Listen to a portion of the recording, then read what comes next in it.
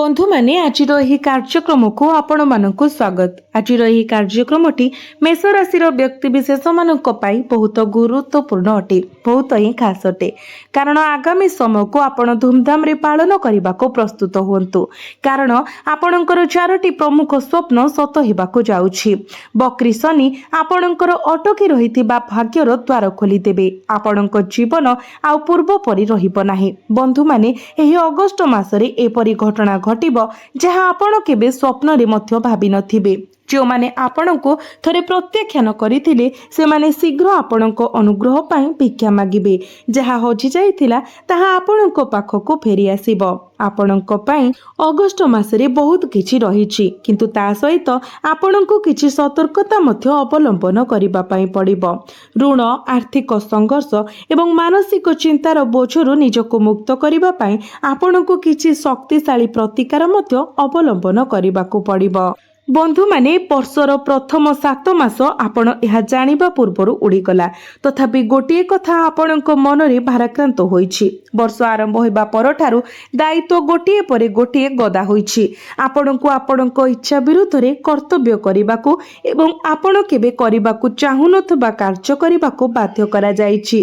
आपण आपणकर स्वप्न एवं इच्छा को बलिदान देइछन्ति सबु किछि को। एपरि कि आपण जे जिनिस गुडीक भल पाउथिले ताकू मध्य त्याग करिबाकू पड़िछि, कारण शनि आपणकर द्वादश भावरे गोचर करुछन्ति एवं राहु आपणकर आय भावरे गोचर करुछन्ति। एही संरचना आपणको एक पुनरावृत्ति हताशा चक्र रे फसाई देइछि। तथापि अगस्त मास एही सबुरु मुक्ति आनी थाए। आपण प्रायतः भाबुथिबे जे शेष मुहूर्त रे आपणको योजना काहेकि भांगी जाए, टंका आपणको आंगुठी देई बाली परी खसी जाए एवं स्थिरता किंबा मानसिक शांति पाइबा पई आपण काहेकि संघर्ष करंती, आपण शांति पाई पारु नाहंती। बंधु माने अगस्त 1 तारिख रे शुक्र कन्या राशि रे प्रवेश करिवे। 2 तारिख रे आपणकर राशि रो अधिपति मंगल आपणकर तृतीय भावरे प्रवेश करिवे। यह आपणक जीवन रे एक विराट परिवर्तन आनिबो, जहाँ आपणक आशा ठारू बहुत अधिक फलाफल प्रदान करिबो। बंधु माने आपणकर सबुठारू बड़ समस्या हेउछि जे आपण निजको भूली जाइछन्ति। आपणक दायित्व रे आपण एते फसी जाइछन्ति जे आपण किए ताहा भूली जाइछन्ति। आपण कोन उपभोग करिथिले, आपणको कोन खुशी आनी देइथिला, आपण भूली जाइछन्ति।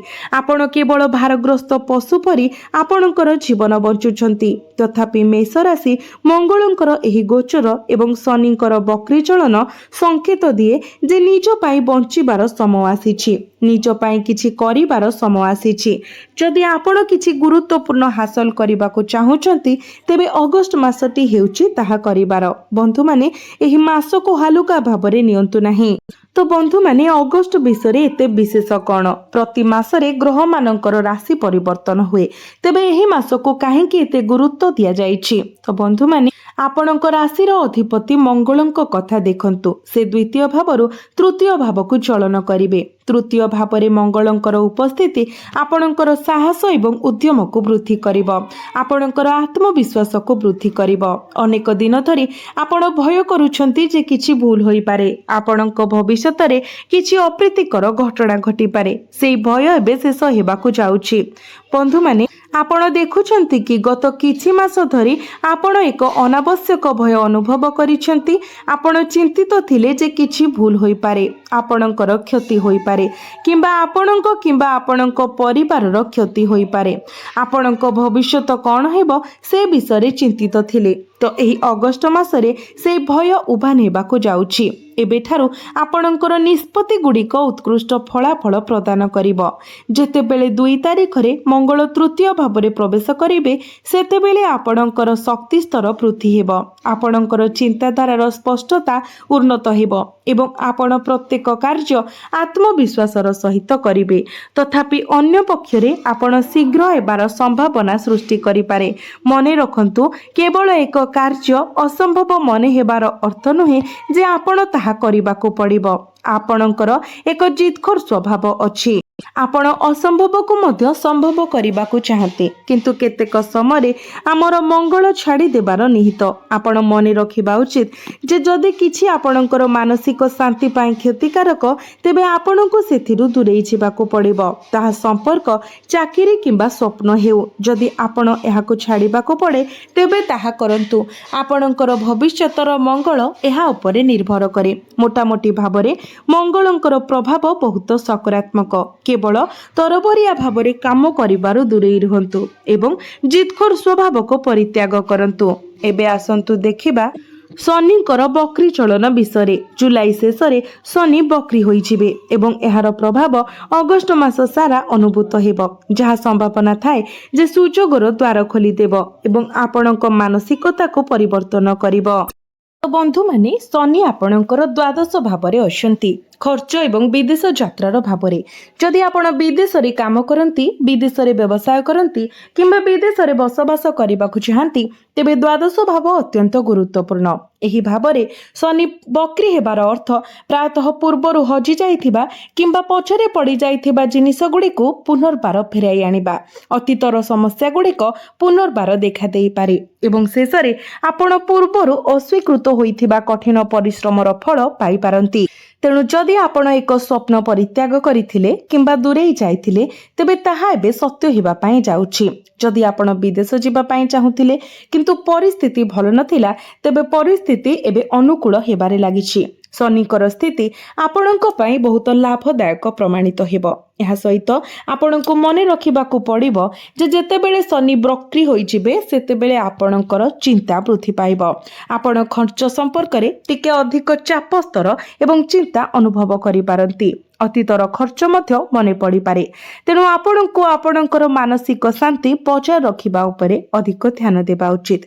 चाप एवं अधिक चिंता पूर्वरु उपस्थित थिला सेगुड़िक एबे आहुरी तीव्र होई पारे आपण निजको अत्यधिक जिनिस उपरे घोर करी बसी थिबार देखि पारंती आपण जे कोनोसी परिस्थिति को अति विश्लेषण करि पारंती किंतु एबे आपण प्रत्येक टिके विस्तृत भाबरे जांच करि पारिबे। एही अगस्ट मासर मुख्य मंत्र हेउची आपण शनि मंदिर परिदर्शन करंतु प्रभु शनिंकर बीज मंत्र 108 थर प्रत्येक दिन पाठ करंतु जदि पारुछंती तो शनि चालीसा मध्य पाठ करंतु यह आपणको अत्यधिक चिंता एवं चापरु रक्षा करिबारे सहाय्य करिबो। यह सहित आपण प्रत्येक दिन शीघ्र उठिबाकू चेष्टा करंतु श्रृंखला बजाय रखंतु एवं योग एवं प्राणायाम अभ्यास करंतु एही अभ्यास गुड़िक आपणक पई बहुत लाभदायक हेबो। आपणक पई आर्थिक दिग विषय शनिंकुर प्रतिकूल दिग धन भाव उपरे पड़ुछि जदि आपण पूर्वरु आर्थिक लाभरु वंचित होइथिले किंबा आपणकर कठिन परिश्रमर पुरस्कार पाइ नथिले तेबे आपण वर्तमान सेही लाभ पाइबे अन्य मानकु ऋण दिया जाइथिबा टंका फेरस्त कराजिबो एवं आपणकर आर्थिक परिस्थिति स्वाभाविक हेबो।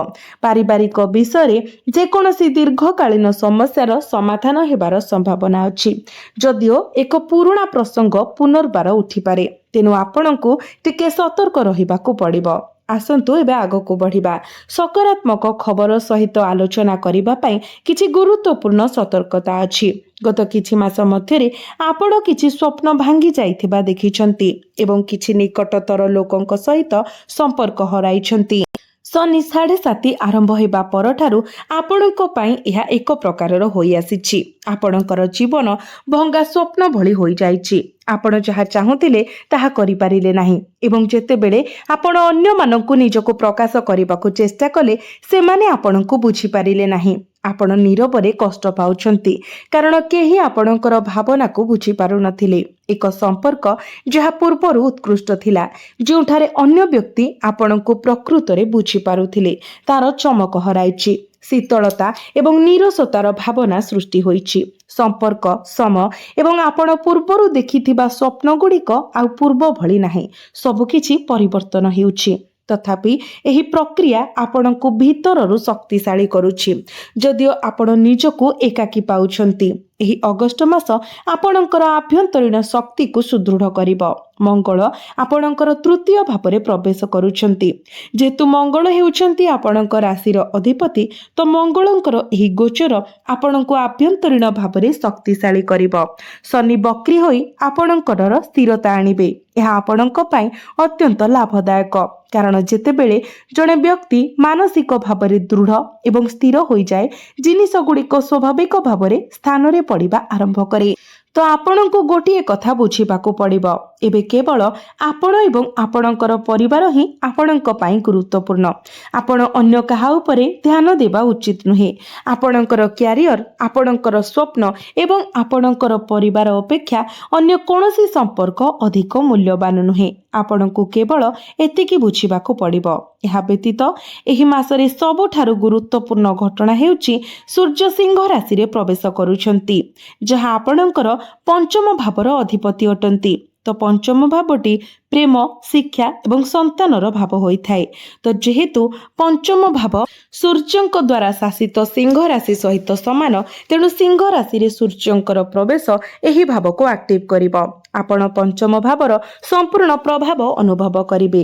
ପୂର୍ବରୁ କେତୁ ଆପଣଙ୍କର ଏବଂ ଆପଣଙ୍କର ପାର୍ଟନରଙ୍କ ମଧ୍ୟରେ ବୁଝାମଣାର ଅଭାବ ସୃଷ୍ଟି କରୁଥିଲେ, ଯାହାକି ଏକାକିତାର ଭାବନା ସୃଷ୍ଟି କରୁଥିଲା।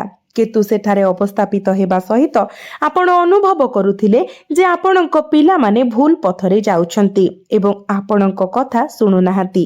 ତଥାପି ବର୍ତ୍ତମାନ ଜିନିଷ ଗୁଡ଼ିକ ଭଲ ହେଉଛି। ଆପଣଙ୍କ ଶିକ୍ଷାଗତ କାର୍ଯ୍ୟରେ ଉନ୍ନତି ହେବ ଏବଂ ଫଳାଫଳ ଆପଣଙ୍କ ସପକ୍ଷରେ ହେବ।